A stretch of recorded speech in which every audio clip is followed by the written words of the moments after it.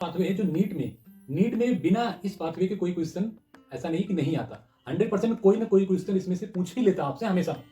तो इसलिए आपको ये समझना बहुत ही ज्यादा इंपॉर्टेंट है कि C3 पाथवे होता क्या। आज मैं अपने द्वारा आपको C3 पाथवे इतना बेहतरीन तरीके से बताऊंगा। अगर आपने मेरी बात बहुत अच्छे तरीके से सुनी तो सुनने के बाद आप डिफरेंशिएट कर ले जाएंगे कि जो C3 प्लांट होते हैं ना, कि उसमें जो केल्विन साइकिल चलती है वो किस तरीके से चलती है।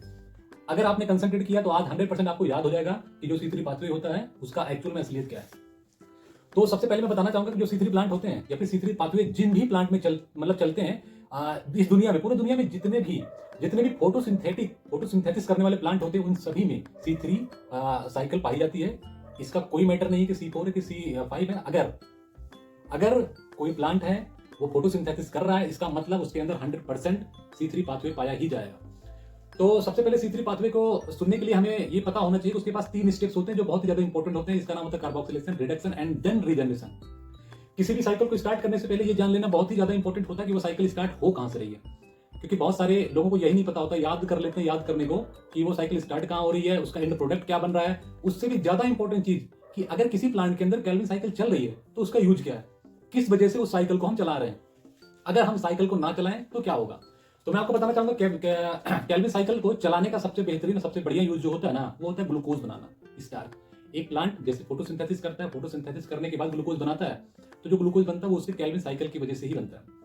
तो मैं आपको बताना चाहूंगा जो इसका फर्स्ट स्टेप होता है उसका नाम होता है कार्बोक्सिलेशन। अब कार्बोक्सिलेशन होता कैसे, आपको पता होगा कि होल बायोस्फीयर में जो सबसे मोस्ट अबंडेंट एंजाइम पाई जाती है जो प्रोटीनियस होती है उसका नाम होता है रिबोलोज, जो कि 5 कार्बन की होती है। IUBP के नाम से जाना था जनरली, रिबोलोज 1,5 बिस फॉस्फेट इसका पूरा नाम होता है। ये 5 कार्बन का कंपाउंड होता है। हमारे एटमॉस्फेयर से CO2 को एक्सेप्ट करता है। जैसे ही CO2 को एक्सेप्ट करता है तो इसी प्रोसेस को बोलते हैं कार्बोक्सिलेशन, और एक इंटरमीडिएट ऑर्गेनिक प्रोडक्ट बनाता है जिसका नाम होता है PGA, three phosphoglycerate, also known as glyceric acid, three phosphoglyceric acid. Actually जब हम RUBP और CO2 को मिक्स किए थे हमने देखा तो वहां पे 6 कार्बन है, जबकि हमारा जो इंटरमीडिएट बनता है वो 3 कार्बन का बनता है जिसका नाम होता है 3PGA। इसका मतलब वहां पे 2 मोल बना होगा, 2 मोल 3PGA बनता है और वो एक दूसरे को स्टेबलाइज करता है।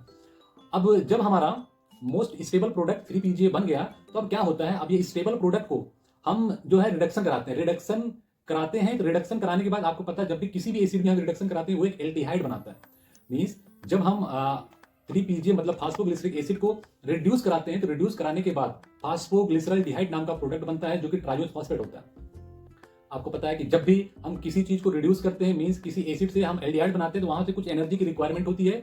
तो इस प्रोसेस में 2 ATP रिक्वायर्ड होता है, 2 ATP से 2 ADP बनता है, जबकि वहीं पे 2 NADPH से 2 NADP बनता है, NADPH बनता है। तो इस प्रोसेस में इस तरीके की घटना होती है। हम देखते हैं हमारा ट्रायोज फॉस्फेट बन के कंप्लीट हो जाता है। उस ट्रायोज फॉस्फेट का जो मेन प्रोडक्ट होता है वो होता है ग्लूकोज। आपके एनसीईआरटी में ग्लूकोज वर्ड का नाम नहीं दिया, उसमें सुक्रोज और स्टार्च दे रखा है।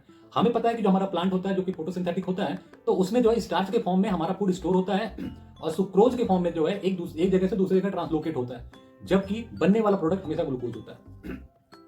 सबसे इंपॉर्टेंट बात यह, हमारी केल्विन साइकिल जब चलती है ना, तो जब एक बार हमारी केल्विन साइकिल चलती है मींस एक CO2 को फिक्स करता है, उस टाइम पे 1/6 मोल आप ग्लूकोज बनता है। इसका मतलब एक ग्लूकोज को बनाने के लिए हमें अपनी केल्विन साइकिल को 6 टाइम या फिर 6 टर्न मूव कराना होगा। इसका मतलब ये हुआ कि जब हम अपना ट्रायोज फॉस्फेट बनाते हैं तो भाई ट्रायोज फॉस्फेट जब बन गया, इसका मतलब जो हमारा पहला प्रोडक्ट था RUBP उसको हमें फिर से बनाना होता है। इसीलिए हमारा थर्ड स्टेप जो होता है रीजनरेशन का होता है। वहां पे फिर हम एक ATP से एक ADP बनाते हैं, एक एनर्जी और खर्च करते हैं, उसके बाद हम रीजनरेट करके फिर से RUBP बना लेते हैं और फिर से वो अपना CO2 से एक्सेप्ट होकर फिर से वही प्रोसेस जो है चलने लगता है। तो हम इस साइकिल में देखते हैं जब साइकिल हमारी एक बार कंप्लीट होती है तो एक बार कंप्लीट होने के बाद 2 ATP, टोटल 3 ATP और 2 NADPH की रिक्वायरमेंट होती है एक बार जब चलता है। इसका मतलब जब हम उसको 6 बार चलाते हैं तो क्या होता है, 6 बार चलाने के बाद जब 6 दूनी 12 ATP और 18 ATP और 12 NADPH की रिक्वायरमेंट हुई 6 बार चलाने के बाद। इस तरीके से हमारा ग्लूकोज का फॉर्मेशन होता है। मैं इसको आपको डायग्राम में जरूर एक बार बता। हाँ, जैसे कि मैंने बताया था आपको RUBP जो होता है जो कि 5 कार्बन का एक कंपाउंड होता है। जैसे एटमॉस्फेयर से, देखिए ये एटमॉस्फेयर से ये CO2 किसने एक्सेप्ट किया है, ये 5 कार्बन का था, एक कार्बन यहां से जुड़ा, इसका मतलब ये 6 कार्बन का कंपाउंड बनाना चाहिए। इसी CO2 को एक्सेप्ट करने को हम कार्बोक्सिलेशन बोलते थे। तो ये मतलब एक्सेप्ट करने के बाद 6 कार्बन का बनाना चाहिए था, लेकिन 3-फास्फोग्लिसरेट बना जिसका नाम होता है 3-फास्फोग्लिसरिक एसिड, लेकिन ये 3 कार्बन का कंपाउंड बना। इसका मतलब इसका 2 मोल बना रहा होगा। 2 मोल बनने की वजह से ही, जब 2 मोल बनेगा तभी तो ये 6 मोल को बैलेंस कर पाएगा।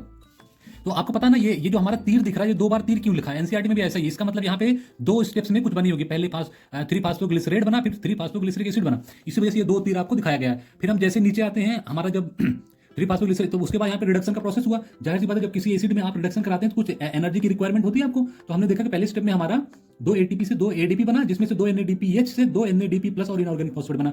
फिर हमने देखा रिडक्शन होने के बाद हमारा यहाँ पे जो है ट्रायोज फॉस्फेट बना। अब ये ट्रायोज फॉस्फेट से ग्लूकोज, सुक्रोज एंड स्टार्च, ये तीनों बनते हैं, जबकि एनसीईआरटी में आपका ग्लूकोज नहीं दे रखा है, लेकिन बनता आपका बेटा ग्लूकोज ही है, क्योंकि इन सभी में पूरे साइकिल में हम देख रहे हैं मेन हमारा CO2 है। इसी CO2 को हम फिक्स कर रहे हैं। जब हम एक CO2 को यहाँ पे फिक्स करते हैं तो 1/6 मोल ग्लूकोज बनता है, लेकिन हमें एक ग्लूकोज बनाना, इसका मतलब हमें 6 CO2 को फिक्स करना पड़ेगा, तब हमारा इस तरीके से ग्लूकोज बनेगा। हाँ, तो जैसे आपने देखा ना, ये ग्लूकोज हमारा बना, ये सुक्रोज बना, स्टार्च बना, तो जो बनने वाला जो होता है ना वो बेटा ग्लूकोज ही होता है।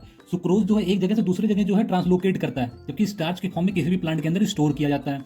फिर जाहिर सी बात है जहां से हम स्टार्ट करते हैं, अल्टीमेटली जब हम वही प्रोडक्ट दोबारा से किसी तरीके से बना दे, उसको हम बोलते हैं रीजनरेशन, जो कि इसका थर्ड स्टेप था। जब हम रीजनरेशन कराते हैं ना, तो भी हमारा एक एटीपी से एक एडीपी बनता है, उसके बाद पुनः 5 कार्बन का वही कंपाउंड हमारा बन जाता है, जिसका नाम होता है RUBP। फिर वही प्रोसेस CO2 को एक्सेप्ट करेगा, कार्बोक्सिलेशन करेगा, रिडक्शन करेगा एंड देन रीजनरेशन करेगा।